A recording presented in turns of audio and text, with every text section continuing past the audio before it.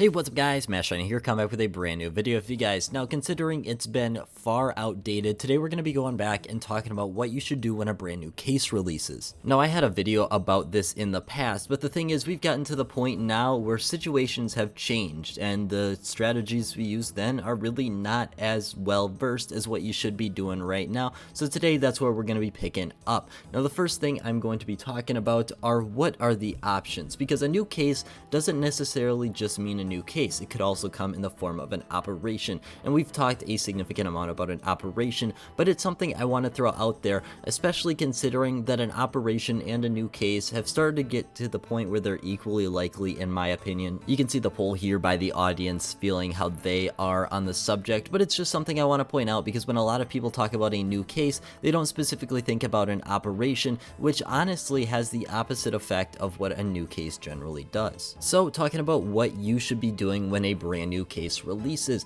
Well, the first thing that we used to say you should do is just completely avoid the case if you're not there immediately afterwards. It was a situation where it really didn't make sense for you to go ahead and buy this because the price was almost guaranteed to tone back down. We saw this with the Prisma case and the Danger Zone case. I've got the Danger Zone case up on the screen because the Prisma was slightly unexpected, but basically you can see here that the price definitely peaked and came back down, and it didn't go back down to a price point that it was at beforehand, but it went down to a price point where you could buy it and invest in it because that was the level of stability or the price stability that it seemed like we were going having for the future moving forward. But the thing is, when we look at the Prisma 2 case, which is quite basically the new version of what we're going to be talking about today, you can see how the price peaked.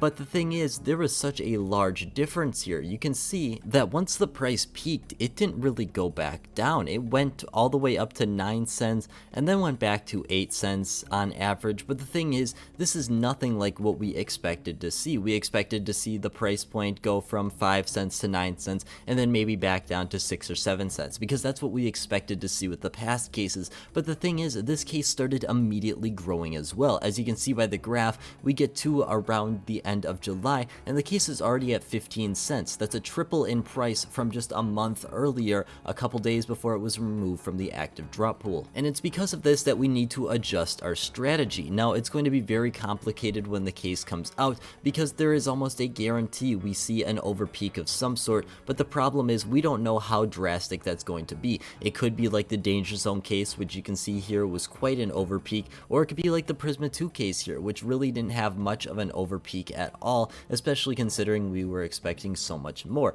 And that's what I mean when we say we have to adjust our buying strategy, because these cases are good investments. It all is very dependent on the price point you get it at though. If you're buying something at the peak, it's significantly harder to make sure that you're actually getting a profit comparably buying it at the bottom. I think everyone knows that, but the thing is, when we're talking about cases, and specifically cases that were in the active drop pool, it is much more risky and it's very hard to determine in the moment. To kind of wrap up the buying strategy, I'm not immediately saying that you should go out on that first day when the case is immediately taken off the active drop pool and start buying it up sporadically, but the thing is, you need to be much more invested because that could be your best buying opportunity, and I mean invested in terms of how interested you are. Usually I would always just brush this off as just a terrible time to buy because you're buying at the peak of a case and most likely the case was going to go back down. But the thing is, situations have changed and I think everyone needs to realize that that could be one of your better buying opportunities if you're not into that case already, or if you want to pick up more of those cases.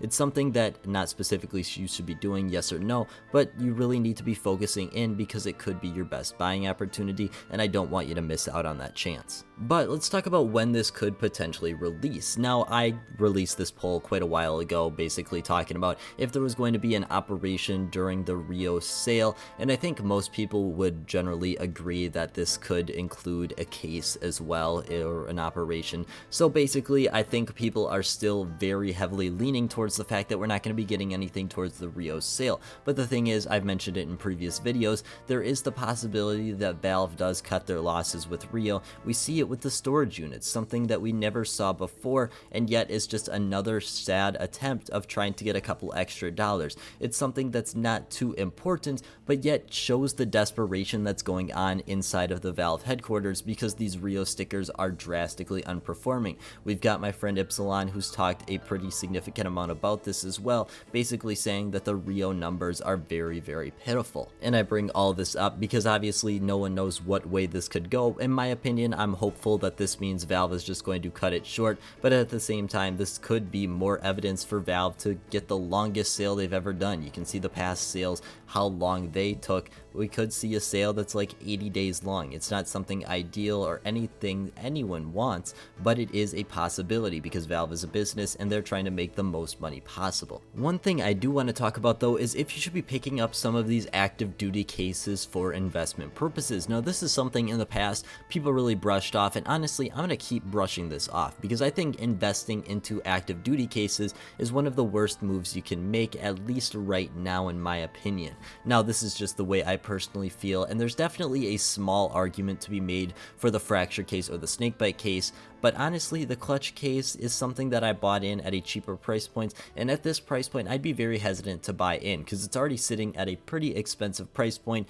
but I guess the argument could be made there for the clutch case as well. The big reason I look at it is we can look at what happened during Riptide and see that the clutch case fell 50% during that time, and the thing is I think we're much more likely to get a new operation than a new case. That's just my personal opinion. That's kind of the precedent that has been set by Valve, and therefore you're going to be in a rough situation when the case prices for these active duty cases eventually start to decrease. We don't know if they're going to decrease a significant amount or not, but looking at Riptide and seeing that the more popular case, or the most popular case actually, the clutch case, decreased 50% of their price during that time leads me to believe that it would probably not be the best opportunity or the best reason to invest right now. Now obviously that is my own personal opinion and I want you to make sure you're taking it as such, but to me it just seems like there's more risk than reward involved. But that's also how I invest. I'm not a super risky investor investing into active duty cases because I like to go where I think the profit's going to be,